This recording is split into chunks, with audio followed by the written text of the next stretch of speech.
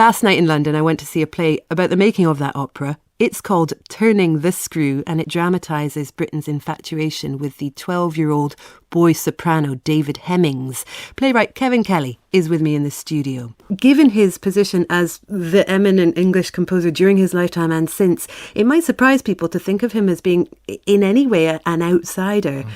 Kevin, is that how you see him? Is that how he saw himself? Absolutely. I think that's how he saw himself. I think primarily because of his sexuality, he saw himself as an outsider. And I think you look at Peter Grimes especially, it is a hymn to the outsider, to the strength that the outsider can bring, and yet what happens when the community turns on the outsider and how quickly it can turn.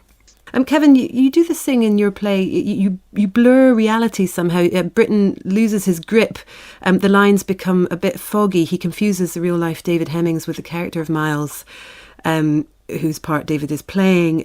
How far did you take liberties there, or is that actually happening?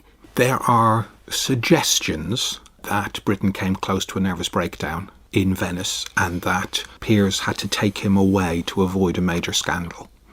So there's a suggestion that the relationship with Hemmings had become so intense, never physical, but had become so intense that they just had to leave. And in one of the interviews with Hemmings, he talks about a blurring between Bly, the house in Turn of the Screw, and Aldeburgh and Venice, and how they all sort of merged into one. Because at the time, Britten was still writing Turn of the Screw when David was staying with himself and Peter Pears, and he was writing for Hemmings to sing, and then writing some more, and then changing it, and then going back to Hemmings. So there's very much a collaborative involvement in the whole creation of the opera.